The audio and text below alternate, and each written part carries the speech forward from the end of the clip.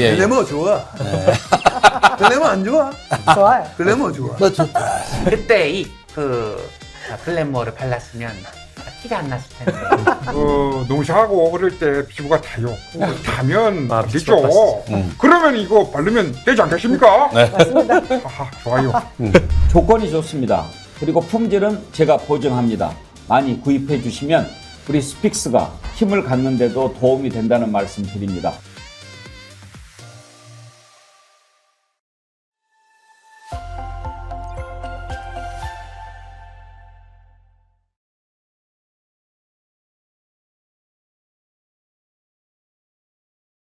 여러분 안녕하세요. 2023년 6월 24일 토요일 대한민국 최고의 방송 스픽스 왁자지껄 시간이 돌아왔습니다. 오! 안녕하세요. 안녕하세요. 네, 오늘도 여러분 얼마나 힘드셨습니까? 이번 주 내내 많이 고통받으셨죠? 오늘 우리 정치 디프리쇼 왁자지껄 보시면서 또 하고 싶은 얘기 다 들으시면서 좀 만족감을 느끼시면서 주무시길 바라겠습니다. 자, 오늘 여러분들이 또 좋아하는 우리 패널들 모시겠습니다. 우선 우리 스픽스의 대표님이십니다. 네. 안녕하십니까, 정치평론가 정교환입니다. 아이고, 일주일에 한 번 이렇게 나와서 여러분들 토요일 밤에 이렇게 뵙는데요. 조회수가 많이 나와서 너무 감사드리고요.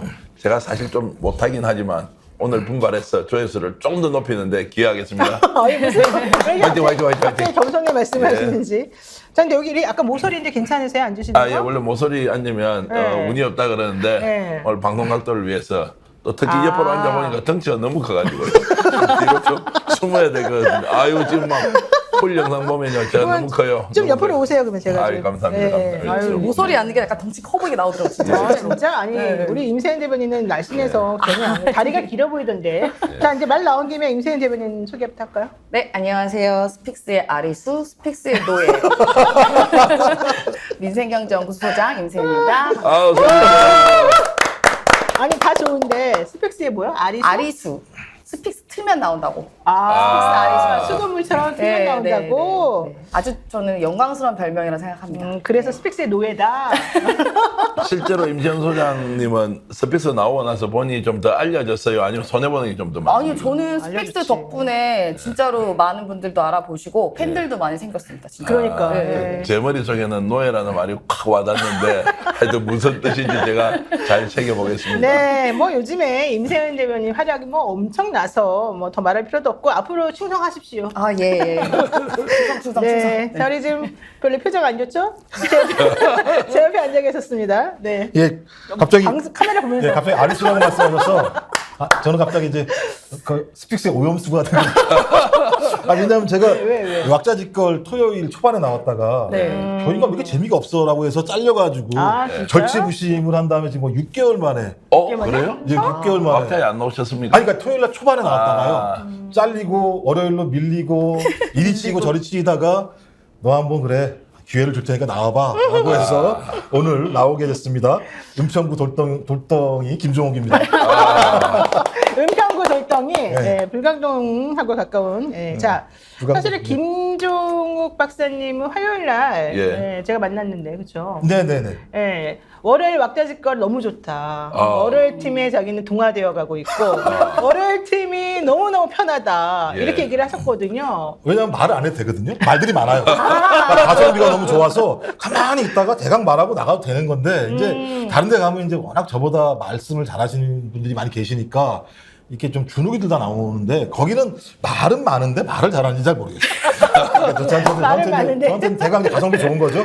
네. 그러니까 저 또 팀워크도 좋고요. 기본적으로 네. 그분들하고. 스타일상 누구하고 제일 잘 맞아요? 월요일 왁자지껄.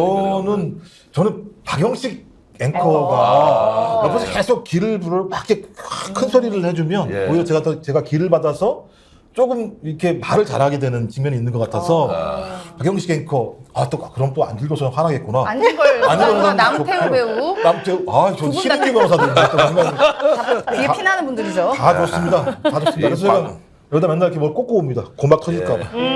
방금 화요일에 저희 노디쇼에 나오셨었는데 공희진 평론가하고 예. 또 학교 동기 동창이시죠. 네, 과 동기입니다. 과 동기입니다. 근데 두 분이 케미가 너무 좋아가지고 진짜 좋았습니다. 그날 방송도. 언론이면서 어쨌든 에너지 팍팍 넣어서 이제 주말에 더 울리는 김병 네, 교수로 그럴까요? 만들어주신 거죠. 좋아요. 자, 어쨌든 박영수 앵커는 제가 초창기에 한 10년 정도 된 것 같은데 네. 그때부터 일을 같이 했었었는데 아. 똑똑하고 재미있고 네. 중요한 건 성실하고 아 그럼 잘생겼고 예 맞습니다. 그거. 잘생긴 건 좀 싫죠. 그러니까 저는 이제 그런 거 포기했기 때문에 제가 무슨 뭐 그냥 이러든요 불러주시는 것만 해도 감사하게 생각하면서 머슴으로서 아이고 뭐 노예 머슴 다 나왔네요. 알겠습니다. 자 오늘 여러분 왁자지껄 많이 기대를 해주시기 바랍니다. 자 송영길 대표 지금 민주당에서 새바람을 불러일으키고 있습니다. 저는 기본적으로 송영길 대표 하는 거 되게 화이팅 넘치고 잘한다고 생각하고 있고 특히 이재명 대표가 불체포 특권 포기한 다음에 좀 위험하다 걱정된다는 의견들이 많이 있는데 그런 의견을 딱 바깥으로 소리내서 말해준 사람이 없었거든요. 근데 송영길 대표가 아 이거 그렇게 되면 또 위험할 수 있다 이제 이런 얘기를 해주는 걸 보고 역시 맞다 이런 얘기를 했었습니다. 생각을 했었습니다. 자 어떻게 보십니까? 좀 만시지탈이라는 느낌은 좀 있어요. 일찍 나와서 저렇게 파이팅 있게 했으면 윤석열 정부가 저렇게 독주하고 독선적으로 갔겠느냐는 생각이 드는데 막상 이제 본인이 당하고 보니까 이건 아니구나. 그러면 어떻게 해야 되느냐. 당 내에서 싸울 거냐 아니면 거리의 투사들과 함께 손잡고 맞짱을 뜰 거냐. 네. 맞짱을 뜨는 쪽으로 일단 간 것이죠. 그래서 저는 그 연유가 무엇이든 간에 결론적으로 송영길 전 대표가 민주당의 간판으로 지금 윤석열 정권과 어떤 식으로든 경쟁하는 구도를 만들고 비판하면서 국민들로 하여금 뭔가 잘못된 것을 알려나가는데 좀 선도적 역할을 하는 것은 저는 긍정적으로 생각하고요. 그런 면에서 큰 박수를 일단 보내겠습니다. 열심히 싸워주세요.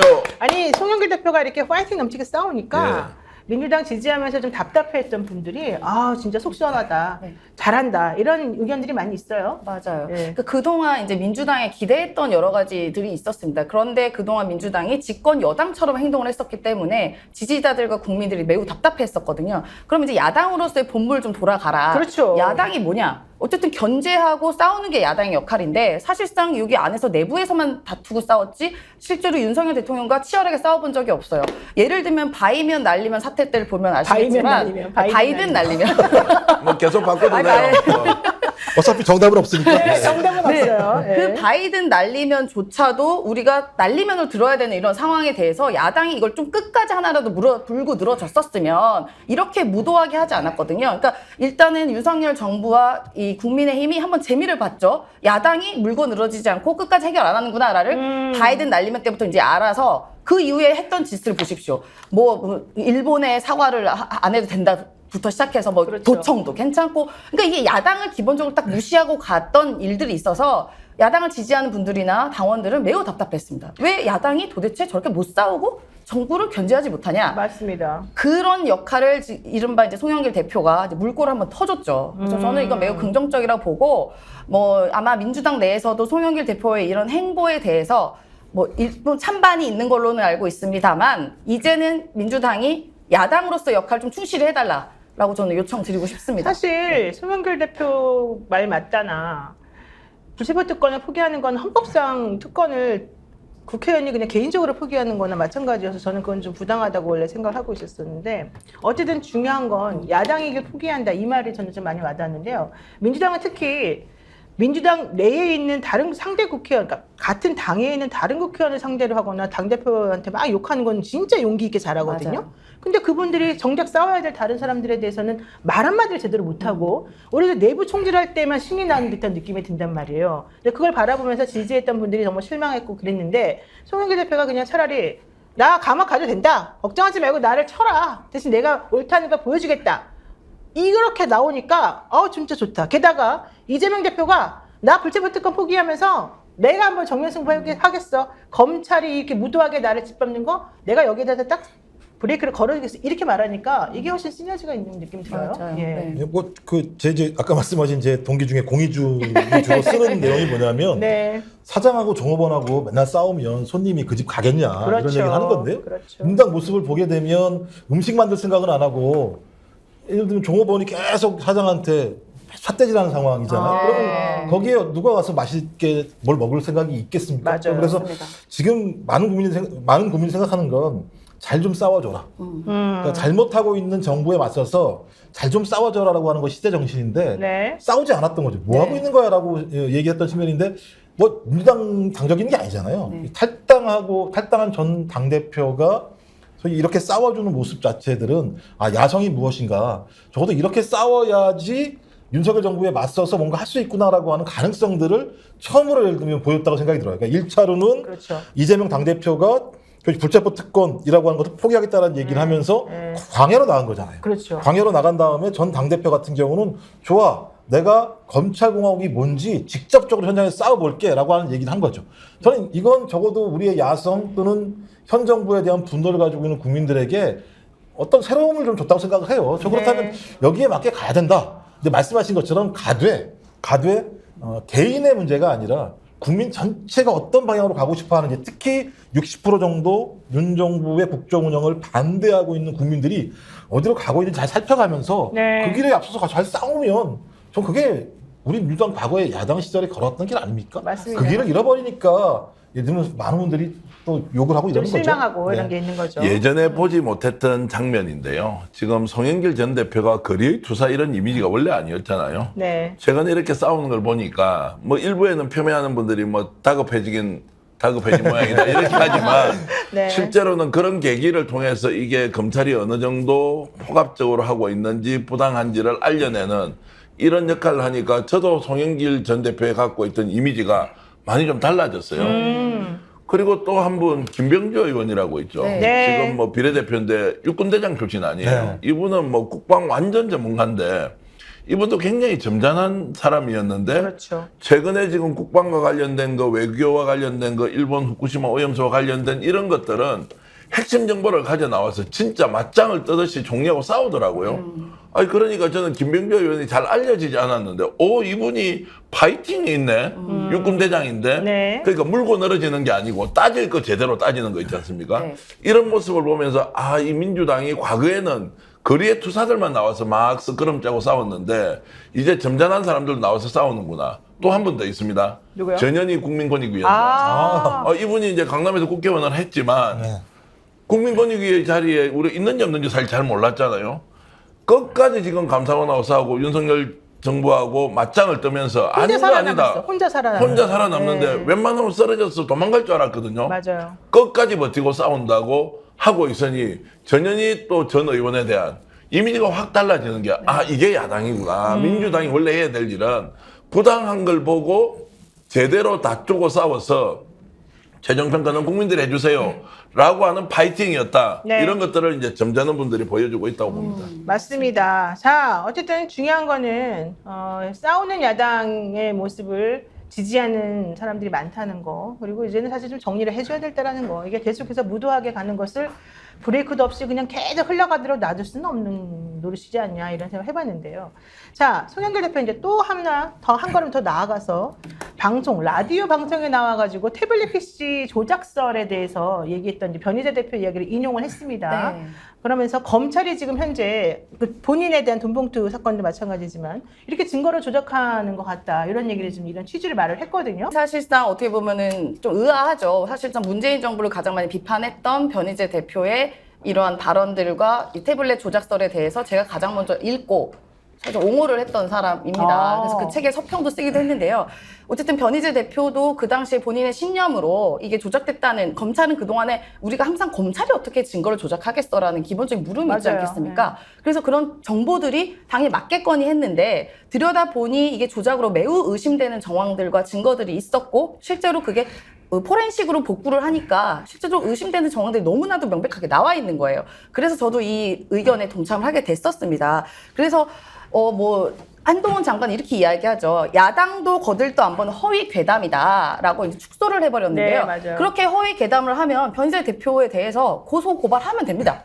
근데 그동안에 한동훈 장관이 했었던 일련의 이런 히스토리를 보면 지금까지 행동과 너무 다른 행동을 하는 거예요. 그래서 실제로 지난주 주말에 변희재 대표와 이제 미디어워치 독자들이 그 한동훈 장관 집 앞까지 가서 정말로 이 조작 날조 범아라고 딱 지칭해서 얘기했는데 아무런 조치를 취하지 않는 것 자체가 이게 이상한 거 아니냐. 그러네. 명예훼손으로 고소고발 안 해요? 아무 짓도 안 합니다. 그 초인종 눌렀다고 압수수색 몇 번이나 하고 구속영장까지 청구를 했던 사례를 보면 지금 변희재 대표는 그보다 훨씬 더 큰 일을 한 거거든요. 그럼 그동안에 한동훈 장관의 태도를 봤을 때 변희재 대표 이미 감옥 가야 됩니다. 그리고 심지어 지금 보석 상태예요. 네. 그러니까 장관이 맘만 먹으면 언제든지 감옥에 넣을 수 있습니다. 근데 그런 아무런 행동을 하지 않는다? 그거 자체가 의심이 되고 그러면 사실상 그동안에 검찰이 조작했던 여러 가지 많은 경우가 있잖아요. 뭐 유우성 사건이라던가 그리고 최근에도 나왔던 고발사주 사건에서 컴퓨터를 25대 다 밀어버리고 이런 걸 봤을 때 이것도 충분히 의심할 수 있는 정황이 된다라는 그런 취지입니다. 그래서 저는 그래서 그 말에 좀 무게를 더 싣고 싶고 한동훈 장관이 유독 변희재에 대해서만 방탄을 허용하냐. 이 물음을 제가 안 드릴 수가 없죠. 지금 그 송 대표가 그렇게 말한 것에 대해서 민주당 내 의원들의 반응은 어떻습니까? 그러니까 그러니까 한동훈 장관이 야당조차 거들떠 한번 허위 괴담이라라고 얘기를 하는 것 자체가 야당에서 일단 이 메신저에 대해서 신뢰를 하지 않는다고 생각하는 것 같아요. 메신저라고 하면 변희재 대표라는 변 대표를 그냥 그동안에 뭐 일들을 대해서 뭐 감정이 안 좋은 분도 아마 분명히 계실 거고 하기 때문에 아예 이 논의 자체를 하고 싶지 않아 한다. 입 다물고 아예 그냥 거들떠도 안 보는 것 같다라고 저는 느껴지고 그래서 이제는 점점 많은 분들이 송영길 대표가 한번 질러줘서 그래 그럼 과연 이게 뭘까라고 관심 가진 분들도 좀 생긴 것 같긴 해요. 네. 저는 그건 바람직하다고 봅니다. 그래서 이제 기본적으로 그런 의도 제기하는 거죠. 정유라 씨가 최순실 씨에 대해서 사면을 요구하는 내용이 있잖아요. 사실 말이 안 되는 거잖아요. 지금 그렇죠. 얼마나 말이 안 지났다고 되죠. 사면을 얘기할 정도라고 얘기하면 그것도 정유라라는 딸이 그런 얘기를 하는 게 딸로서 얘기했을 것인가. 적어도 태블릿 PC와 관련된 여러 가지 모종의 문제들이 지금 오가고 있을 것이다라고 하는 추정을 하는 측면들이 분명히 있기 때문에 여가 핵심은 뭐예요? 태블릿 PC 문제와 관련해서 소위 상식적이지 않은 일들이 지금 벌어지고 있는데 그런 일들을 벌이고 있는 것이 한동훈 법무부 장관과 또 검찰 라인들이 그런 일을 벌이고 있다는 측면들이 있기 때문에 이건 의심할 수 있는 거잖아요. 그러니까 의심까지도 문제 제기하게 되면 누가 발언을 할 수 있겠습니까? 그렇게로 따지면 지금 돈봉투 의혹 사건이라고 제기한 것도 마찬가지잖아요. 녹음 내용만 나와 있는 거고 그러니까 진술만 있다는 거잖아요. 이 두 가지를 가지고 압수수색해가지고 자료를 가지고 있는데 지금까지 어떤 증거도 나오지 않은 상황인데 갑자기 법무부 장관이라는 작자가 국회에 나와서 20명 정도가 있을 거라고 국회의원 중에 라고 얘기하지 않습니까? 네. 그게 무슨 제가 볼 때 증거가 있는 것도 아니에요. 그냥 압수수색을 다 했을 뿐이에요. 네. 29명으로 얘기했다가 20명이라고 자기 입으로 얘기했죠. 공적으로 얘기를 했죠. 그 다음에 다른 캠프도 있을 거라고 거다. 하는 진술이 있다는 내용 하나예요. 그러면 29 더하기 29라고 얘기하면 60명 정도가 지금 민주당 내부에서는 돈봉투를 받았을 수도 있는 가능성이 있는 존재라는 거예요. 근데 이것에서 더 나가는 게 뭐냐면 더 먹고 사는 연구소인가요? 아니, 먹고 사는 연구소? 문제죠.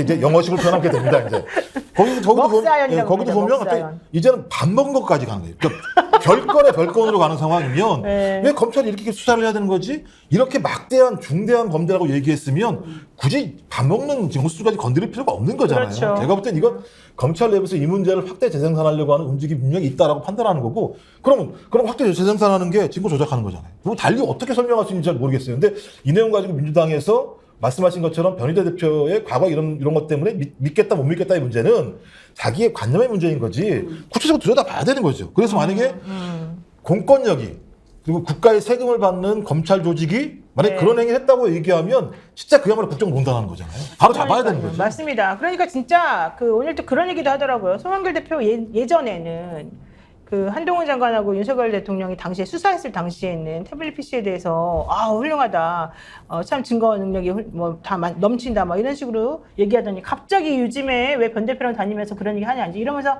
비난하는 사람이 있더라고요. 근데 저도 사실 생각을 한번 해보면 제가 개인적으로 특별히 의견을 그동안 밝힌 적은 없었는데. 처음에 이제 박영수 특검이랑 그 국정농단 사건 때 윤석열 대통령이랑 수사를 되게 열심히 잘했다라고 우리 모두 다 많은 분들이 많이 인정했고 저는 특히 그렇게 인정을 했었어요.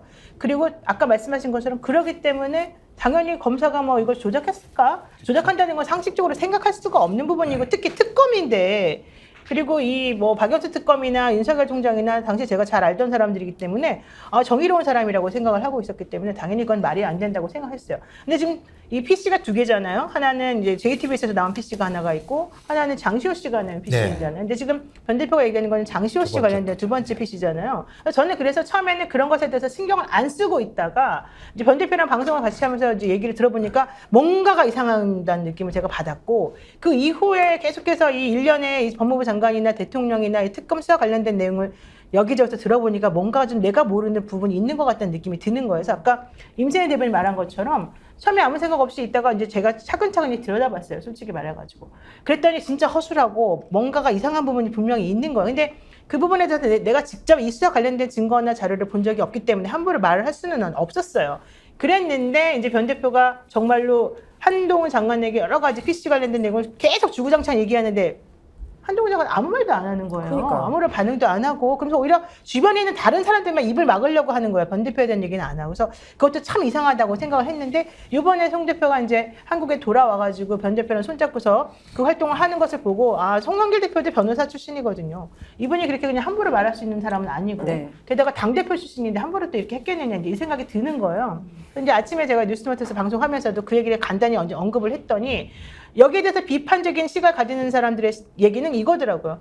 변 대표의 말이 사실이고 아니고 떠나가지고 일단 당대표 출신인 송 대표가 일단 변 대표하고 같이 이렇게 그 변 대표의 말을 인용하면서 방송에서 그렇게 말한 것 자체는 사실은 조금 안 좋다고 말할 수도 있겠다. 그러나 사실 들여다보면은 그 부분에 대해서 명확하게 나온 게 없으니 이 부분에 대해서 좀 확인을 좀 했으면 좋겠다는 이런 취지였었거든요. 그 우리가 굉장히 이제 혼란스러워하고 네, 있지 않습니까? 이게 혼란스러워요, 자, 진짜. 박근혜 대통령의 탄핵은 국민들의 압도적 지지에서 탄핵이 됐는데 그 탄핵의 출발 지점에 있었던 태블릿 PC 조작, 그 태블릿 PC 내용을 보니까 최순실이가 실제로 국정 운영에 개입하고 있다라는 증거를 JTBC의 손석희 앵커가 첫 보도를 하지 않습니까? 네. 그래서 이제 국정농단 사건으로 특검이 탄핵으로 정말 이제 일사천리로 이루어지는데 출발 지점에 이 태블릿 PC가 있었는데 저는 언론의 관점에서 좀 말씀을 드리면요.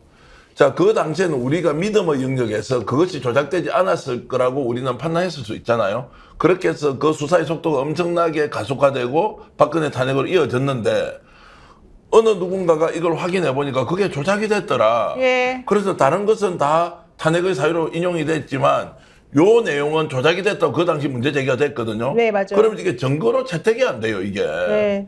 증거로 채택이 안 됐는데 이 자체가 그러면은 한동훈, 윤석열에 의해서 조작이 됐다라고 주장하는 것은 언론의 관점에서 보면 따져봐야 된다고요. 그거는 타당한 의문 제기다. 의문제기이기 때문에 언론이 취재할 수 있는 만큼은 최대한 취재를 해서 그 주장이 옳은지 그른지는 따져봐야 하는데 오히려 변희재 대표 쪽에서 수많은 증거, 특히 장시호 태블릿 PC 같은 경우에는 포렌식을 해서 그 포렌식 내용이 도무지 최순실이가 가지고 있을 수 없는 자료들이에요. 아. 그것들이 나왔는데 그러니까 특검에서 아뜨거라고 이걸 증거로 채택을 하지 않아 버리죠. 그러면서 묻혔는데 박근혜 탄핵이 정당하기 때문에 앞에는 어쩔 수 없이 특수부 검사들이 조작했던 것을 우리가 관용해야 된다, 수용해야 된다. 그거는 저는 절대 동의할 수 없고요. 진실은 진실대로 밝혀야 하고 평가는 국민들이 하는 것이고 사법부에서는 증거를 가지고 판단하는데 이 부분에 대해서 전혀 그런 것이 없이 한동훈은 지금 하는 말이 말이 되는 말입니까? 야당 좋다가 거들떠보지 않는 괴담이라고요?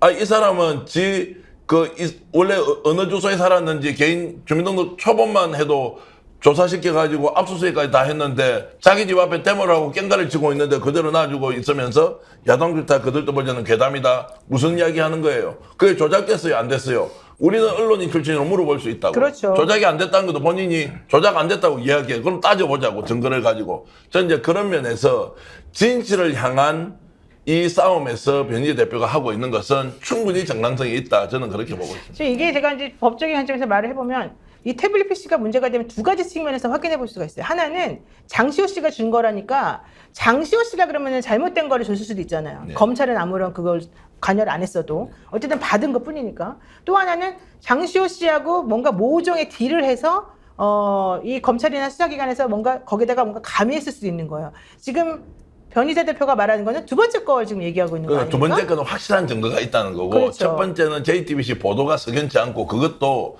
검찰에서 넘겨준 것을 기자가 가져가서 마치 본인이 획득한 것처럼 그렇죠. 보도했을 가능성이 있다고 하는데 그 부분은 정말 이제 우리 관념의 영역이니까 우리가 이렇다 저렇다 말하기가 불편할 수도 있지만 두 번째는 장시호가 이것이 최순실의 태블릿 PC입니다라고 갖다 바친 게 있어요. 네, 그러니까 그걸 그거. 검찰이 이걸 최순실 걸로 찍었는데 이거 포렌식에 보니까 아니더라고요. 그러니까 그거 말하는 거예요. 그쵸, 그 그쵸. 장시호 씨가 갖다 준 그게 예. 장시호 씨가 자기 집에서 이렇게 뭔가 좀 자기 엄마 거인 것처럼 정리해가지고 예, 예. 그러니까 이모 거인 것처럼 정리해서 예. 갖다 줬을 가능성도 있고 예. 아니면은 그냥 그대로 갖다 줬는데 이 검찰 쪽에서 마치 최순실에 뭐 관여한 것처럼 뭔가 집어넣고 사진 같은 거 집어넣고 해서 조작했을 수도 있고 지금 두 예. 가지 얘기를 예, 하는 예, 거잖아요. 그렇다면 검찰에서 명확히 밝히면 되는 거예요. 이게 밝히기가 어려운 게 아니거든요. 예. 검찰은 우리는 조작 같은 거 안 한다는 게 요점이니까 그럼 두 번째 거에 대해서는 당연히 정정당당하게 말할 수가 있을 거 아니에요. 그러니까 특검을 해야 되는 거죠. 네, 그러니까- 이제 검찰이 할 수는 없는 거니까. 그러니까 그런 만약에 거에 그렇다고 대해서. 한다면 변 대표가 이제 우리 집 앞에서 예를 들면 뭘 하고 있다. 그럼 만약에 내가 떳떳하다 그러면 그럼 좋다. 내가 여기 대해서 이렇게 명명백백히 밝혀주겠다. 이건 이러고 저건 저렇게 됐다. 설명하면 되는데 그걸 지금 안 하고 있으니까 계속 문제가 되는 거잖아요. 그래서 지금 송영길 대표도 나는 너네들이 지금 내는 증거나 너네들이 하는 말을 못 믿겠다. 왜? 예를 들면 이런 것도 지금 당장 있지 않는데 이렇게 설명한 거란 말이에요. 맞습니다. 그러니까 그리고 저쪽- 그게 최순실, 그 최서원 씨께 맞다면, 예를 들어 그 JTBC에서 입수한 게, 그러면은 최서원 씨가 그걸 달라 그랬어요. 내 거면. 네. 내놔라. 네. 안 줍니다. 그럼 내 거면 받아야 되는 거 아니에요? 근데 그것부터가 석연치 않은 지점이 있는 거죠. 그러니까 등등의 이유. 그러니까 아마 이 태블릿 관련해서 모르시는 분들은 다 저갖고 이렇게 하지 하는데 그렇죠. 여러 가지 검찰들의 행동이 석연치 않은 부분이 너무 많이 많다. 그리고 우연히 너무 많이 겹칩니다. 예를 들면 J태블릿 같은 것도 갑자기 비밀번호를 몰랐다가 막 풀어요. 아. 왜? 근데 그게 L자 패턴이라고 얘기를 합니다. 그러면서 얘기를 드는 게 실제로 그 최순실의 핸드폰이 L자 패턴이어서 자기들이 그렇게 했다는 거예요. 근데 듣고 보니 최순실 그 최서원 씨 같은 경우는 패턴 자체가 없었대요, 핸드폰에. 그러니까 이런 게 말의 앞뒤가 정황이 안 맞는 것들이 그러네. 너무나도 많으니까 당연히 그 이상한 건 우리가 의심할 수밖에 없고, 그리고 한 사람, 그 변희재라는 사람이 이 건으로 정말 목숨까지 바칠 만큼 감옥까지 갈 만큼 하니 우리는 들여다봐야 되는 사안인 거죠. 석연치 않은 부분이 있으니까. 그 실제로 따져보면 네. 결과적으로 조작됐을 가능성이 저는 훨씬 높다고 생각하는 쪽인데요. 근데 이제 검찰은 뭐냐, 이걸 증거로 이제 채택하지 않았단 말이에요. 네. 재판 과정에서 이걸 사실을 확인할 기회가 없었고, 오히려 바깥에서 이게 조작됐다고 고발을 하면서 이제 다시 확인이 됐던 내용들인데, 이렇게 갈 수 있죠. 시간이 지나지 않습니까? 네. 아, 그때 증거로도 뭐 채택하지 않았는데 JTBC에 보도한 거 우리 모르겠다. 장소 갖다 준 거는 받아서 그냥 발표만 했지. 우리 뭐 검찰에서 이거 증거도 채택 안 했는데 뭐냐. 이렇게 이제 결론을 낼 가능성도 있다고 저는 봅니다. 그러면은 JTBC가 명예훼손으로 변희재 대표를 고소해가지고 감옥살이를 1년 했어요. 네. 명예훼손으로. 그것도 언론의 보도 내용 때문에 명예훼손으로 1년 동안 감옥에 살 수가 있습니까? 그러니까 아니 우리 그것도 너무 이상하잖아요. 가세연의 강용석 씨 봐요. 무죄 받잖아요. 막 그러니까요. 그러면 그때 그게 뭐냐? 아, 저거 입을 틀어막아야 되겠다. 가능한 한 구속을 시켜버리자고 검찰이 마음을 먹고, 변희재라는 인물을 그냥 강제 구속시킨 거하고 똑같고, 보도한 내용을 가지고 명예훼손을 언론사가 그런 거를 실제로 인신구속을 시켜서 1년 동안 감옥살이 시키는 경우가 있었습니까? 이제 우리가 모르고 지나갔죠. 그만큼 이걸 덮어야 되는 사유가 그 당시 검찰에 있었다, 이게. 라고 이제 보는데, 어찌됐든 이것은 진실을 우리가 밝혀야 되는 측면에서 그것이 박근혜 전 대통령의 탄핵과 관련된 무엇이 아니라 진실을 향한 끊임없는 탐구와 노력이 언론이 해야 될 일이지 않습니까? 그러면서 이것은 반드시 밝혀야 한다. 그래서 정치인이 나와서 이야기하는 것도 송영길 대표가 맞다 아니다가 아니라 네. 이렇게 이야기할 수 있는 것이지. 저는 그렇게 봅니다. 자 그러면 네, 장시호 제가 씨한테 네. 물어보면 안 돼요? 그거 말고요. 제가 볼때 미국가 있답니다. 그러니까 패턴이 유사해요. 지금 네. 보면 지금 돈봉투 의혹이라고 하는 또 마찬가지잖아요. 네. 이정근 전 사무부총장이 녹음해놓은 내용들을 이정근 사무부총장 어머니 집에다가 갖다 놓은 것 갖다가 검찰이 압수수색해가지고 가져왔다는 거잖아요. 기본적으로. 네. 근데 그게 어디서 보도가 됐어요? JTBC에서 보도가 됐어요. 모양이 비슷해요, 실제적으로. 내용을 보게 되면 보도가 됐고, 송영길 전 당대표 얘기는 녹음 내용을 갖다 따다 붙였다고 얘기하는 거예요. 네네. 그러니까 예를 들면 따다 붙이다는 게 조작인 거잖아요. 그렇다면 만약에 변희재 대표가 얘기하고 있는 태블릿 PC에 관련 증거 조작이 사실이라고 얘기한다면 그 패턴을 그대로 지금 이 사건에다 갖다 놓을 수 있다고 우리는 주장할 수 있는 거예요. 특히 이제 본인들이 그런 의혹을 당하는 사람의 입장에서라면 그럼 검찰이 지금까지 수사하는 관행들을 보게 되면 이 두 건만 있었겠느냐. 그러니까 검찰이 필요로 하다면 그런 조작적인 방식을 통해서 자기들의 정치적인 이득들을 얻으려고 하지 않았겠느냐고 하는 문제 제기는 정치권이 당연히 할 수 있는 얘기예요. 네. 뭐 언론은 진실에 대해서 문제 제기할 수 있다고 얘기하면 정치권은 공권력이 잘못하는 행위에 대해서 문제 제기할 수 있는 거예요. 저는 이 행위를 가지고 민주당에서 문제 제기하는, 그러니까 내부에서 문제 제기가 있다는 것을 동의할 수 없는 게, 생각을 해보십시오. 저는 여기 이걸로 싸워야 돼요. 박순자 전 의원, 김연아 전 의원, 하영재 의원, 황보승 의원, 이 네 사건이 다 뭡니까? 네. 지방자치 선거 공천 문제와 관련해서 돈거래 의혹이 벌어진 내용이에요. 네. 네 명이나 나왔는데 민주당 의원들이 이거 가지고 공격하는 게 아무도 없어요. 그러니까. 우리가 추정해 보면, 국민의힘은 지난번 지방선거에서 거의 전국적인 차원에서 이런 일이 벌어질 수도 있겠구나라고 추정할 수 있잖아요. 네. 검찰은 더 그렇게 추정할 수 있는 거죠. 그러면 진짜 싹쓸이 압수수색을 해서라도 지금까지 했던 방식이라고 얘기하면 그렇게 안 하잖아요. 대신 네. 돈봉투는 완전히 지금 타다 터는 거 아니겠어요? 전 그렇다면 이것은 정치적 의도가 있다고 판단할 수밖에 없는 측면이 분명히 있기 때문에 제가 볼 때 다 조사해 봐야 되는 거예요. 그래요. 태블릿 이슈부터 시작해서. 맞아요. 자, 그렇다면 하나씩만 질문하고 넘어가겠습니다. 송영길 전 대표랑 한동훈 장관 이번 대전에서 누가 이긴 겁니까? 저는 뭐 송영길 전 대표가 이긴다고 100% 확신하고 있고요. 네. 다음에 뭐 총선은 이제 안 나오겠지만 본인이 아마 정치적으로 재기를 할 수도 있겠다. 또는 자기 대권까지도 이 길로 가면 갈 수도 있겠다고 아마 희망에 부풀려 있을 수는 있는데요. 그게 될지 안 될지 저는 모르겠지만 기본적으로 송영길 전 대표가 특수한 상황에서 본인이 걸려들었잖아요. 이거를 마다하지 않고 전면에 나서서 저렇게 싸우는 것은 본인이 정치적으로 재기하는데 큰 도움이 되고, 저는 반드시 선의의 마음으로 처음부터 좋은 정신으로 제대로 싸워야 한다고 생각하지 않고요. 어떤 경우에 우리가 정말 그 민주시민으로서 고발하고 뭐 이런 거 할 수도 있지 않습니까? 네. 그러면 그 고발 당사자는 또 원수지간이 되지만 결과적으로 그것이 공익에 도움이 되면 다 박수를 치주듯이 지금 이 문제와 관련해서는 검찰의 무도한 저런 폭력적 행위에 대해서 저는 제대로 싸워서 가면 굉장히 기대하는 이상의 성과가 송영길 대표한테 올 수 있다. 그리고 어떤 경우에는 불출마 선언을 했지만 한동훈 어디 나온다 그러잖아요. 네. 송영길 내채워서 맞짱 뜨게 해.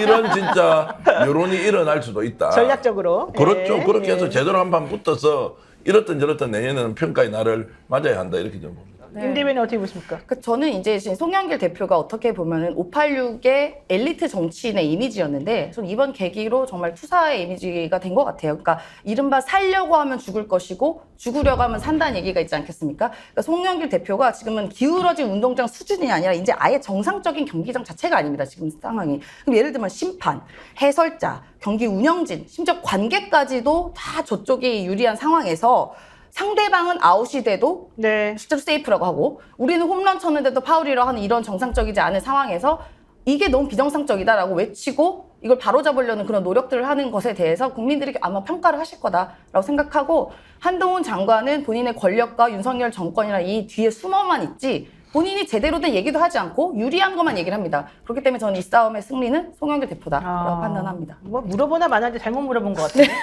그럼 저한테 왜 물어보세요?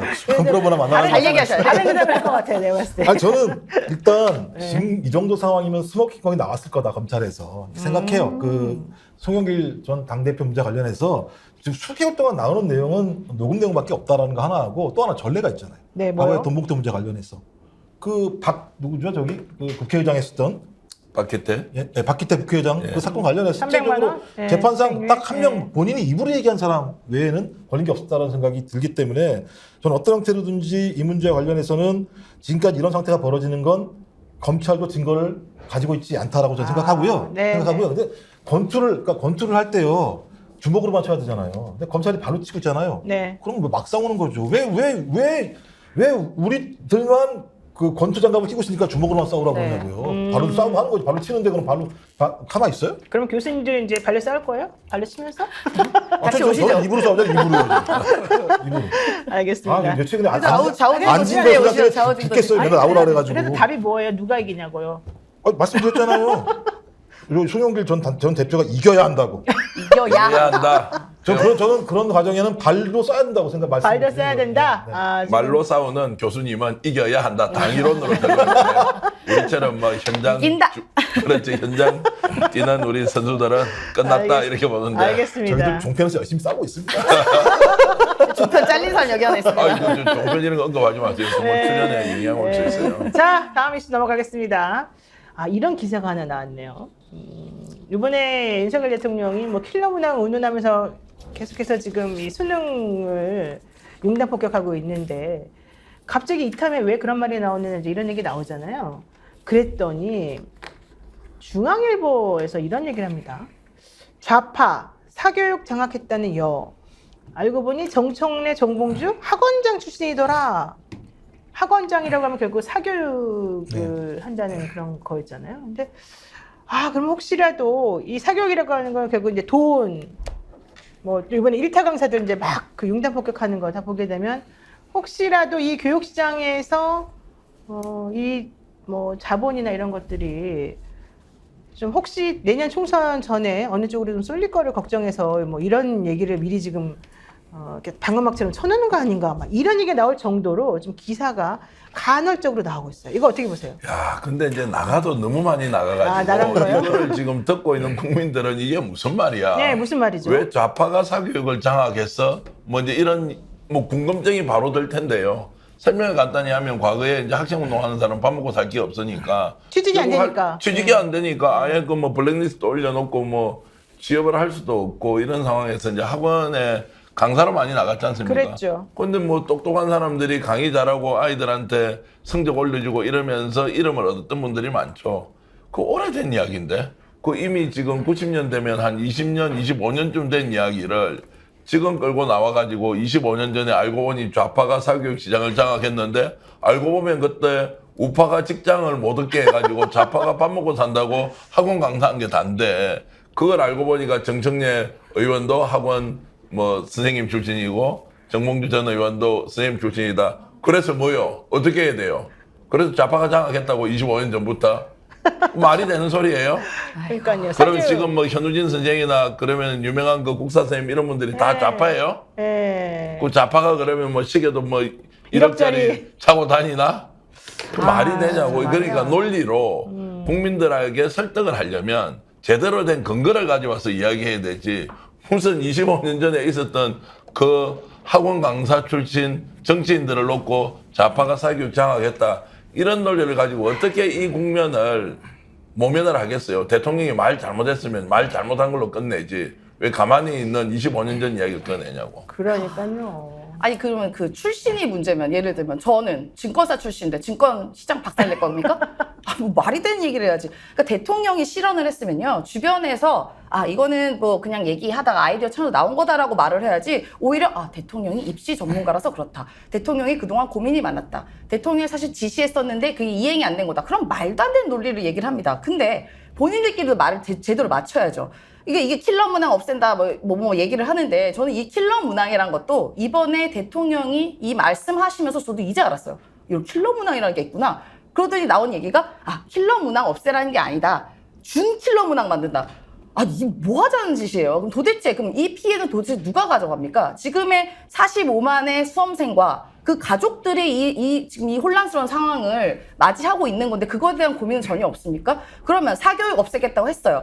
지금의 오히려 더 사교육 조장하고 있는 상황인 게 네. 학생들과 학부모가 불안하니까 학원을 더 찾습니다. 네. 지금 그러니까 오히려 지금의 이런 사교육은 약간 공부를 배우는 면도 있지만 어떻게 보면 약간 기복신앙 같은 느낌이 있어요. 학원을 가면 내가 괜찮겠지 이런 마음의 위안 같은 것도 있는 건데 그런 것 전체적인 맥락은 고려하지 않고 단순히 무슨 육모가 잘못되니 그럼 육모 점수라도 나왔어야지. 그러니까 이렇게 주먹구구식으로 정책을 이야기하는 것 자체가 너무나 아마추어적이고 대통령 처음 해봐서 잘 모른다고 하지만 대통령 자격이 없는 겁니다, 이거는. 자, 준킬러 문항을 풀기 위해서 지금 이주호 교육부 장관이 뭐 준킬러 문항 얘기도 하고 뭐 물수능 아니게 우리가 네. 변별을 할 거다 그러잖아요. 변별을 하려면 어쨌든 간에 뭐 킬러 문항은 아니더라도 킬러 문항에 준하는 어려운 문제 나올 수밖에 없잖아요. 그렇죠. 근데 결국 그 문제를 풀기 위해서는 사교육에 의지할 수밖에 없는 교육 현실이라는 게 이제 가장 큰 문제란 말이죠. 대학 교수님 어떻게 보세요? 일단 저는 그나마 다행이다. 수험생이 45만일 때 이런 일이 났으니까. 우리 100만일 때도 100만일 때 이런 일이 났으면 제가 볼 때 거의 뭐 100만에다가 난리 나죠. 학부모까지 합치면 학부모 뭐 다 합치면서 거의 300만이 넘는 분들 그다음에 그렇죠. 저희 공교육 체계, 사교육 체계 다 합치면 제가 볼 때 우리 사회의 여파가 안 맺힐 게 거의 없는 상황인 거죠. 그래서 제가 볼 때는 준킬러요? 네, 준킬러. 준킬러민. 그러니까 이미 지금 학원은 대비하고 있잖아요. 네. 준킬러 대책을 어떻게 할 것인지에 대해서. 오히려 더 좋아하고 있대요. 그러니까 자본은 가장 유연합니다. 돈을 버는 집단들이기 때문에 어떤 형태로든지 돈을 벌 수 있는 방향만 나오면 되는 거예요. 근데 교육은 그런 문제는 아닌 거잖아요. 근데 대통령의 발언 하나 때문에 예를 들면 그냥 그 사교육 시장들은 그대로 있는데 방향만 바꿨을 뿐인 거예요. 그러면 근본적인 문제에 대해서 대책을 만들어서 저 교육 이해 당사자들, 스테이크홀더들이 모여서 좀 장기간 대화를 나눠서 모두가 공감할 수 있는 방안으로 가도 불만들이 많은 거잖아요. 그리고 적어도 고등학교 1학년 올라온 학생이 고등학교 3학년 때 시험을 이렇게 보겠구나라고 정도의 예정을 갖고 있어야 자기가 삶을 갖다가 꾸릴 수 있는 거잖아요. 근데 5개월 남겨놓고 이런 일이 벌어졌다고 얘기하는 건 저거 대통령이 국민에 대한 전혀 배려가 없는 거라는 생각이 드는 거 하나고요. 또 하나는 제가 볼 때는 대통령이 확신범인 것 같다는 느낌이 많이 들어요. 네? 확신범이요? 그러니까 예를 들면 좌파를 박멸하겠다. 네. 노조를 그렇게 작사를 냈잖아요, 작년.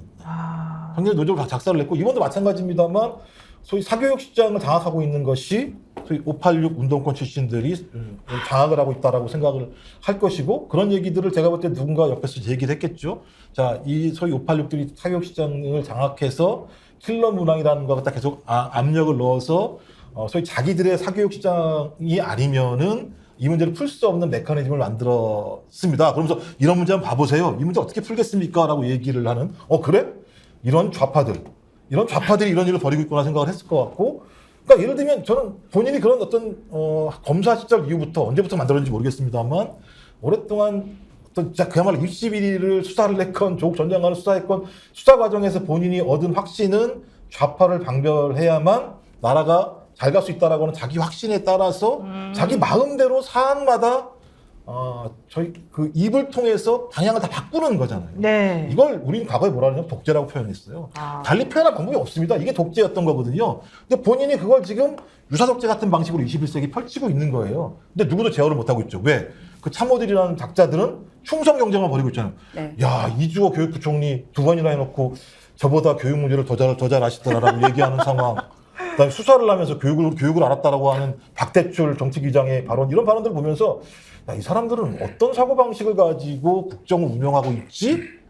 제가 볼 때는 진짜 학부모들 불쌍하고 지금 수능을 준비하는 고3들 진짜 불쌍하다 생각밖에 안 듭니다. 아이고, 그러니까요. 유승민 전 의원 왜 교육부 장관한테 책임을 떠넘기냐. 지금 얼마나 남았다고 이 얘기를 했는데 정작 그 교육부 장관은 딱 안테나를 잘 맞추더라고요. 저는 그게 참 이상했어요. 저는 처음에는 교육부 장관이 잘 몰라가지고 어리둥절한 반응을 보여서 이 사람은 서로 조율이 안 된 상태에서 이런 말 들을 일이 있구나 라고 생각했는데 정말 태세 전환이 빠른 거예요. 교육부 장관님께서 하시는 말씀을 다 들어보게 되면 대통령 의중을 이제 정확히 알아들었구나 이 생각이 들어요. 그러니까 국민들이 그걸 이제 믿지 않지 않습니까?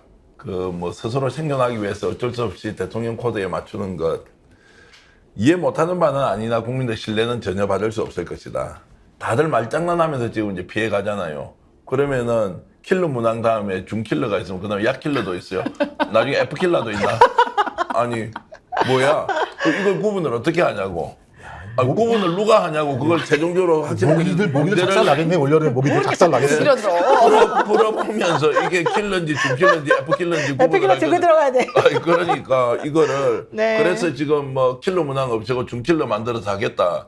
그러면 시장에서 아무도 믿지 않고 사교육 시장에서는 어떤 식으로 대책을 내세울 건데 제가 여러분들께 수험생 부모님들께 하나 조언 드리면요. 믿지 마시고 평소에 하시는 대로 하십시오. 그렇게 해서 최선을 다하는 수밖에 없지. 정부에서 발표하는 거 믿다가는 오히려 발등 찍히는 수가 생긴다. 이런 생각이 좀 들고요. 이런 상황이 벌어졌을 때 대통령이 하는 마지막 기승전 좌파. 갑자기 20년 전을 소환해가지고 좌파 기득권이 사교육 시장을 장악하고 있다. 제가 이제 그 얘기를 듣고 좌파 기득권 중에 장악하고 있는 사람 누구 있지? 아는 좌파 기득권 보니까 아무도 없어요. 메가스터디에 그 회장이 좌파 기득권이에요. 지금 누가 있어요? 지금 현우진 이런 젊은 그 강사들이 좌파 기득권이에요? 다 아니 누구 집 우파 아니에요? 아들입니까?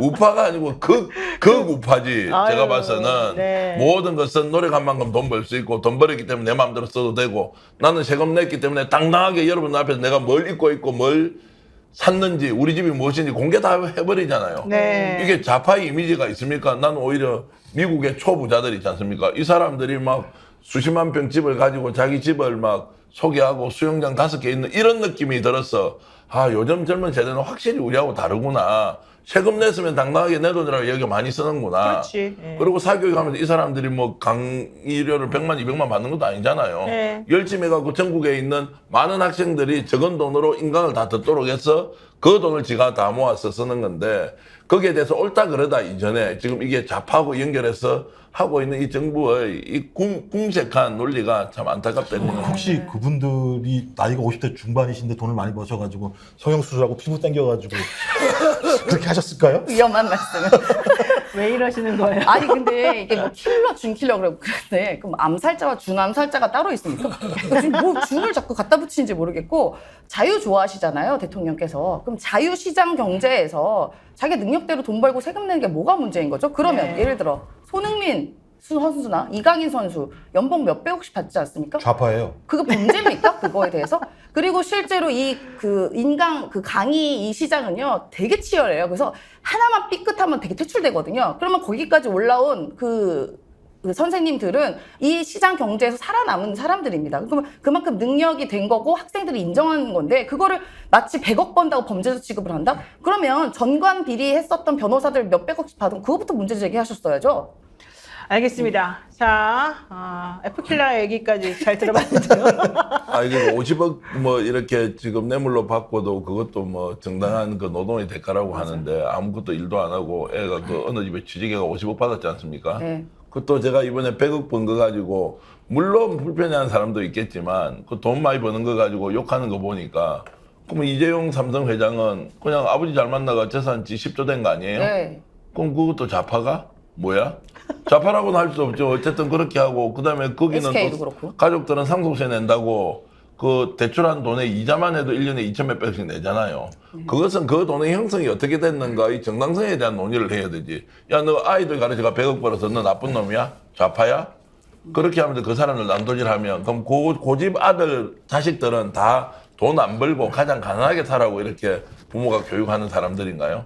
정말 그런 거 보면서 이 사람들이 보여줬던 태도가 불편할 수는 있지만 기성세대가 젊어서 학원 인강 전문 강사로 돈 많이 번 사람을 저렇게 난도질하는 것은 정말 잔혹하다 이런 생각을 저는 했습니다. 네, 자, 광고 타임이 돌아왔습니다. 에픽킬러 생각하니까. 왜 킬러가 뭔가요? 에픽킬러 생각하니까. 준킬러, 네. 준킬러. 야, 피킬러 광고 좀 안 주나? 아 그렇네. 돌고른 모기들은 다 죽었어. 네. 자, 광고 타임 이렇게 행복할 수가 없군요. 자, 햇빛에 노출되거나 땀이 많이 나는 요즘에 여름이지 않습니까? 이렇게 되면 불쾌지수가 올라가고요.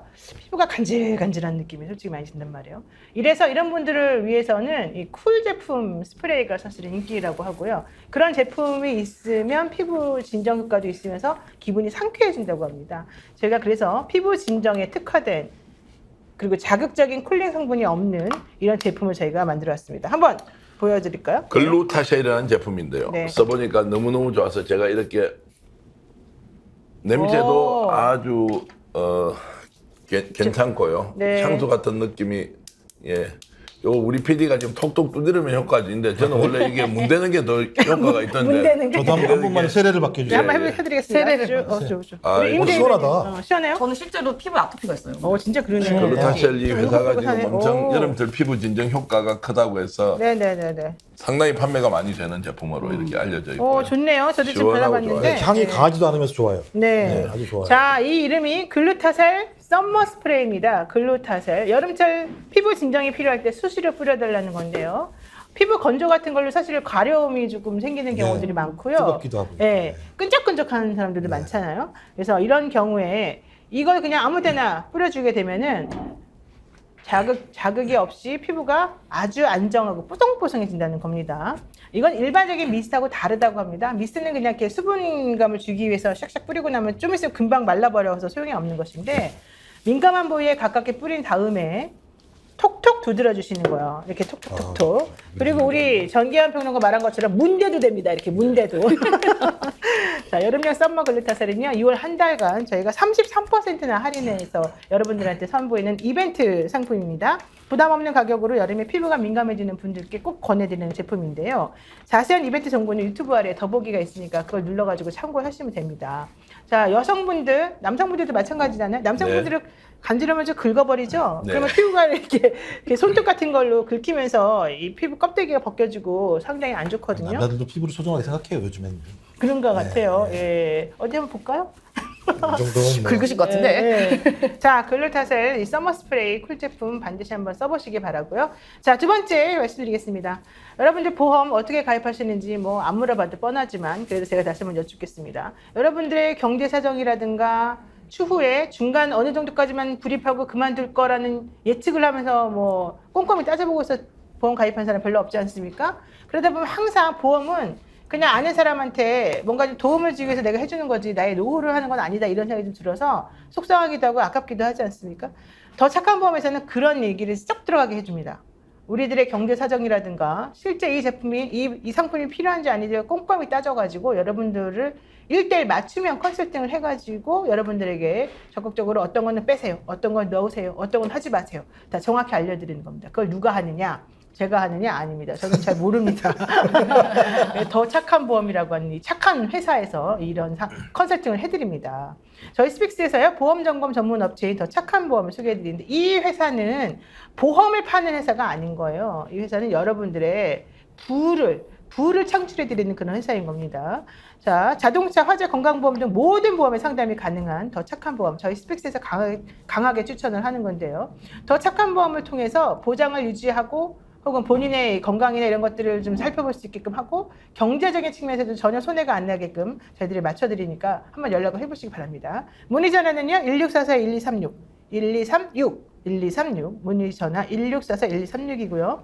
일과 시간 이후에는요 핸드폰 주십시오. 010-7612-3303 7612-3303 7에서 6 빼면 1이잖아요. 7612. 네. 3303입니다. 외우기 너무 쉬워요. 열심히 사시는 거. 네, 열심히 사시는데. 제가 더 착한 보험에 이제 본부장이 며칠 전에 오셔가지고요 만났는데 그 생각보다 우리 방송을 통해서 많은 분들이 전화 와서 상담을 하고 있고 특히 이제 개인 이렇게 상담을 통해서 본인이 들어있는 이제 보험에 대한 것들을 평가도 하고 이렇게 하는데 정말 친절하게 상담을 잘해주시고요. 특히 이제 자영업 하시는 분이나 소규모 사업 하시는 분들 있지 않습니까? 대출도 받아야 되잖아요. 대출도 네. 받아야 되고 금융 상담 이런 것도 필요한 분이 있으면 본인들이 축적해 놓은 경험과 지식들을 충분히 가지고 있으니까 절대 돈 안 들이고도 여러분 무료 상담 받을 수 있고요. 혹시라도 필요한 상황이 되면 그때는 뭐 가입에 대한 상담 이런 것들을 철두철미하게 저희들이 규칙과 그리고 체계를 만들어서 무료 상담하도록 하고 있으니까 스픽스 보고 전화했다 이러면 여러분들의 업체든 사업이든 개인이든 충분히 상담을 최선을 다해서 해주기로 했기 때문에 믿고 전화하셔도 됩니다. 저희들이 검증하였습니다. 네, 말씀 들어보니까 앞으로 전화하시는 정기한 친구다 이렇게 예, 말씀하시네요. 그러면은 예, 더 좋을 겁니다.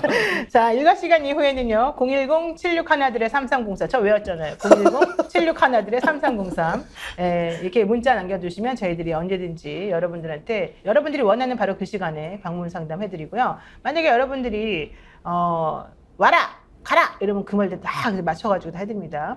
필요하면 전국 어디든지 무료 방문 상담하니까 이번 기회에 내 보험, 가족보험 한 번씩 점검해 보시고요. 본인이 써보시고 괜찮으시면 다른 분들에게 적극 추천해 주시면 되겠습니다. 자, 마지막 이슈 가겠습니다. 목요일 날 이런 얘기 있었죠. 국민의힘에서 사고 지역구를 40곳을 추렸습니다. 당협위원장들이 그러니까 지금 사고가 났던 그런 곳이겠죠. 뭐 예컨대 이준석 전 대표가 있던 지역구라던가 이런 겁니다. 근데 여기에 대해서 40곳이었는데 그중에 36곳에 대해서 당협위원장을 공모했습니다.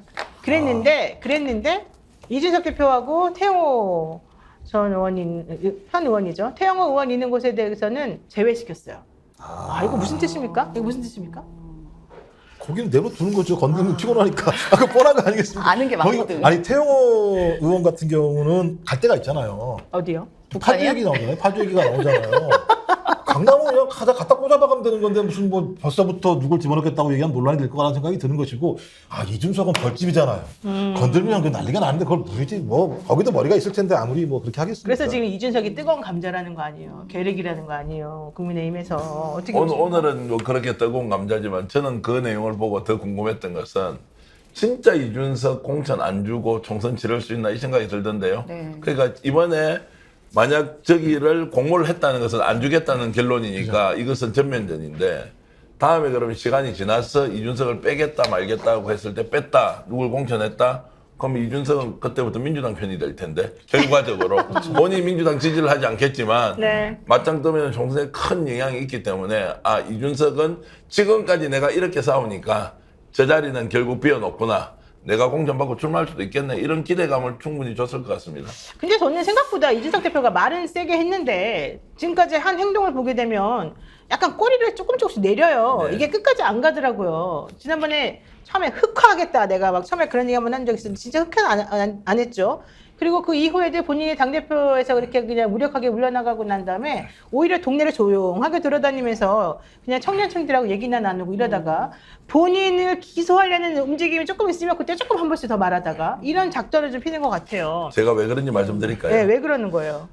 지금 이제 총선이 윤석열 대통령 주도로 이루어지지 않을 가능성이 높다는 거죠. 아. 지금 MB계가 상당히 많이 이제 약진을 하고 있고 심지어 부산만 하더라도 뭐 장모 의원한테 줄 쓰면 공천 다 받는다 이런 장제원? 얘기, 예. 뭐 이런 아니, 말씀하셨답니까? 질문 빼고 재원 말씀하세요. 재원에게 그래서 예. 어디 줄 서면 된다고 하는 것 이런 것들이 결국 이제 MB계 쪽에서 상당 부분 지금 힘을 가지고 있고 내년 총선 구도로는 윤석열 대통령, 김건희 여사, 천공 뭐 이런 사람 내세워 갖고는 아예 안 된다라고 지금 다들 알고 있는 거예요.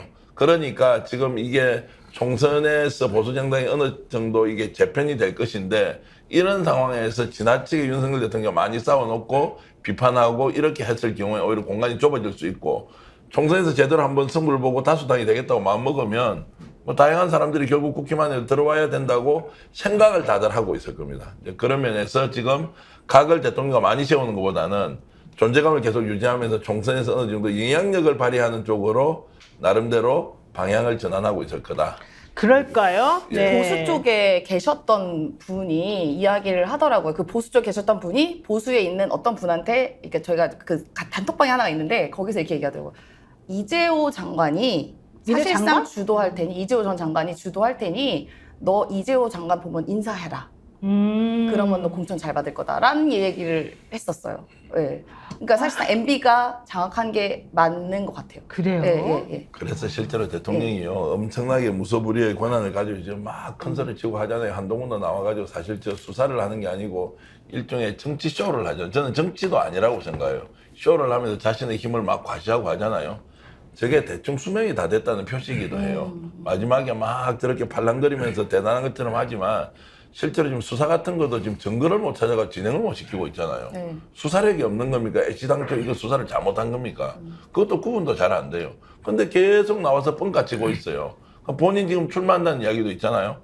출마 되겠어요? 만약 지금 한동훈 출마하면 민주당은 와 이리 좋노 하고 막 그냥 아리랑 춤을 출 걸로요. 그래서 김기현 대표가 그렇게 얘기한 겁니까? 검사 공천은 없다. 대통령도 나하고 뜻이 같다. 그러니까 본인이 대통령 뜻을 확인했다고 하지만 그건 우리가 모르겠고 이렇든 저든 김기현 쪽에서 봐도 지금 검사 내세워서 간다 이러면 총선 끝장이라는 거를 본능적으로 알고 있고 또 이 사람도 판사 출신이지만 자기도 울산에서 살아야 될 거 아니에요. 네. 어떻게 공직 지금 울산에 그 지금 저격수들 몇 명이나 있더라고요. 네. 무조건 붙여달라고 줄을 서고 있다는 거예요. 이번에는 김기현하고 붙으면 이긴다. 그러면서 뭐 서울시에서 했던 이런 분들이 막 움직이고 있는데 인기가 엄청 이제 올라가고 있다는 거예요. 이제 그런 걸로 보면 검사 중심 한동훈 윤석열 대통령 체제로 못 간다. 체제에서 힘을 직접 발휘하면서 총선 치르기 어렵다. 자, 그래서요. 그래서 그런지 요즘 신당 창당 얘기가 엄청나게 좀 세게 나오고 있습니다. 2023년 6월 26일 월요일 오후 2시에 중소기업중앙회 서울 여의도에 있죠. 거기에서 창당 선언과 비전 발표 발기인 소개를 합니다. 누가? 한국의 희망이라고 하는 양양자 의원 중심으로 되는 창당준비위원회에서. 근데 지금 목표가 30석이라고 그러는데 양양자 의원, 금태섭, 그다음에 조국 전 장관 얘기까지 지금 계속해서 나오고 있는 상황이거든요. 신당 창당 성공하겠습니까? 뭐 어떻게 되겠습니까? 정치학 박사께서 먼저 하시죠. 네, 이런 거는 어려운 부분은 정치학 아니, 그러니까 박사께서. 뭐냐면 팔짝이 아, 걸려. 저는 이제 개나 줘버려. 저는 이제 왜 불가능하다고 보냐면 뭐 이제 그런 거잖아요. 그러니까 우리가 전통적인 방식 기득권 양당 정당에 대한 국민의 불신이 있다. 네. 갤럽 기준으로 따지면 민주당 30, 국민의힘 30, 그다음에 무당층 30 정도가 있다. 그럼 30% 정도를 우리가 나눠 먹을 수 있지 않을까라고 하는 생각을 하는 것 같아요. 또 하나는 국정운영 부정층이 60% 정도인데 그중에 민주당을 30% 정도 지지한 30% 남아 있는 거 아니겠습니까? 네. 그럼 민주당에 못 가는 사람들이 있으니까 거기로 가려고 하는 유권자가 존재할 거다. 근데 하필이면 운 좋게도 아직까지 선거구제가 변동이 안 돼서 소선거구제 준연동형 비례대표제가 되니까 지역구에서 좀 약하게 한다고 하더라도 비례를 통해서 갈 수 이런 구멍들이 꽤 많다라는 생각을 하는데 저는 거기에 전제 조건이 있어요. 하나는 뭐냐면 소위 양대 기득권 정당의 어떤 염증을 느끼는 유권자들이 이동을 하려면 새정치의 상징적인 인물과 가치가 필요해요. 예를 들면 박찬종, 정몽준, 안철수로 이어져 왔던 소위 중도층들이 열광할 만한 인물이 필요한데 양양자? 금태섭? 전 이런 게 있을 거고 또 하나는 아까 두 번째 말씀드렸던 60%의 국정운영에 대한 부정층들에 맞서서 표를 얻으려면 가장 잘 싸워야 돼요. 그러니까 윤석열 정부랑 가장 잘 핫하게 싸워야 돼요.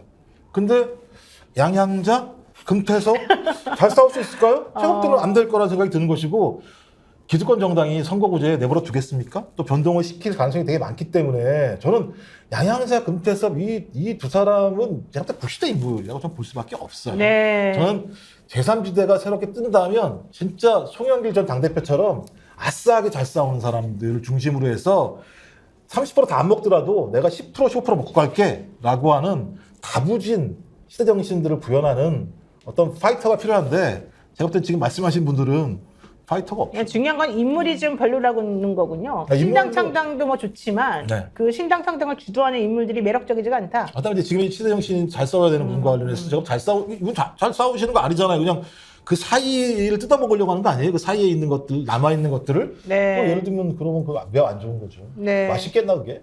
그러니까 양당 기득권에 대한 국민적인 실망과 이런 혐오를 이용해서 오히려 상당을 창당한다는 건데 사실상 본인들도 어떻게 보면 기득권이거든요. 네. 지금의 명분이 뭡니까? 그 명분이 윤석열 정부와 대립을 한다던가 윤석열 정부의 이런 폭압에 맞서다는 게 아니라 결국은 딱 보면 양양자 의원도 무소속으로 나왔지만 이유는 뭐예요? 공천 못 받을 것 같으니까 하는 거 아니겠습니까? 금태섭 의원도 마찬가지고. 그러니까 결국은 본인들이 어떤 한 자리를 차지하기 위해서 신당 창당한다? 그거는 국민들께서 다 알고 계십니다. 그러니까 명분도 없고 실리도 없다. 저는 이제 투쟁력이라는 관점에서 인물도 중요하지만 지금 이 국면에서 신당이 되려면 어떤 모토를 누구를 대상으로 전면전을 할 거냐. 근데 지금 나와 있는 금태섭, 양양자 의원 같은 경우는 야, 민주당하고 국힘 안 되니까 새로운 정당 가야 되겠습니다. 이것은 쌍팔년도 한 30년 전에도 듣다고 보도 못한 좀 흘러간 유행과 같은 것이어서 힘을 전혀 얻기가 어렵고요. 지금 기본적으로 제대로 싸워야 되는데 싸우는 대상이 그럼 윤석열 정권이다. 자, 여기에서 동의하는 사람들이 모여라고 해서 기존 정당을 아예 뛰어넘는 방식으로 뛰어나가면 저는 여전히 가능성은 있다고 보고요. 그러려면 그 명분을 가진 사람이 누구냐? 저는 젊은 보수들이 중심이 돼서 정당을 만들지 않습니까? 그러면 좀 가능성이 있겠다는 생각이 있고요. 근데 이제 시간이 한두 달 이렇게 지나면서 생각해보면 지금 이미 민주당이나 국힘 안에서 내부에 네. 자기 정화의 기능들이 작동하기 시작했어요. 일단 혁신위원회 출범했죠. MB계가 약진을 하면서 총선 이뤄가면 윤석열 쫄딱 망한다는 이런 위기감을 느끼면서 이미 자기 정화의 방식대로 뭔가를 지금 계속 바꾸고 있으니까 네. 이것들이 바뀔 수도 있겠네. 자, 국힘이나 민주당 제대로 한번 싸워서 뭔가 좀 승부를 낼 수 있겠구나. 이제 이런 것들이 지금 한두 달 사이에 생기고 있거든요. 쉽게 보면 윤석열 대통령의 그립이 약해지고 있다는 거고, 이재명 당대표 중심으로 가겠으나 거기에도 혁신의 바람이 불고 있고, 이제 이런 것들이 다시 국힘이나 민주당 쪽으로 떠나 있던 사람들이 그쪽으로 좀 몰리는 현상이 생기니까 신당을 만들어서 뭔가 다시 끌어내기에는 에너지가 약한 측면이 있어서 만약에 신당을 한다면 지금이라도 빨리 나서서 당을 창당을 해버려야 돼요. 그리고 검증을 받아야 되지. 지금 이 두 분이 하시는 거는 간보기 하고 있잖아요. 네. 이러면 죽도밥도 되지 않는다 이런 생각. 그래요. 자, 죽이 될지 밥이 될지 아무것도 안 될지 타버릴지.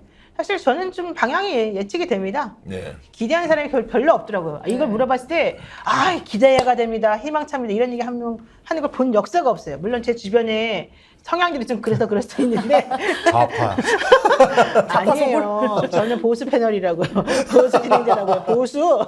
근데 자, 실제 몇 달 전만 하더라도요. 정말 좀 신당 나와가지고 제대로 한번 밀어주자 이런 얘기 그런 분위기 실제로 많았어요. 우리가 호사가들이나 술자리에서 많이 있었어요. 근데 이게 확실히 줄어들었어요. 맞습니다. 왜냐하면 처음에 이렇게 깃발던 사람들이 뭐 국민들한테 별로 신망을 못 받는 사람들이 하는 바람에 더 신당에 대한 매력이 떨어져 버렸다 이렇게 봅니다. 그냥 구간의 명간이다 이렇게 가야 될 수밖에 없는 상황이 돼버렸을 수도 있겠습니다. 자, 오늘 저희가 또 준비한 내용 여기까지입니다. 여러분들 오늘 또 잘 보셨는지 모르겠는데 토요일 밤에 여유롭게 왁자지껄에서 하는 이 스피치 대담 보시면서 저런 견해도 있구나, 저 말이 맞구나 이런 생각하시면 저희들에게 응원의 댓글 많이 부탁드리겠습니다. 좋아요 많이 눌러주시고 조금 있으면 저희 40만 되니까 거기에만 일조를 하시는 여러분들 되시길 바라겠습니다. 오늘 밤 평안하게 또 시간 보내시고요. 저희는 또 다음 주에 뵙겠습니다. 고맙습니다. 행복한 휴일 고맙습니다. 보내십시오. 고맙습니다. 일요일 청주 집회 나와주세요.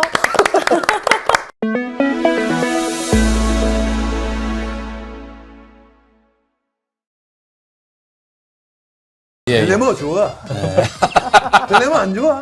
좋아요. 글래머 좋아. 그때 이 글래머를 발랐으면 티가 안 났을 텐데.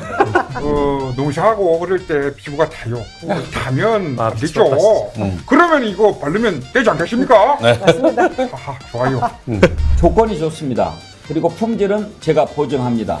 많이 구입해 주시면 우리 스픽스가 힘을 갖는데도 도움이 된다는 말씀 드립니다.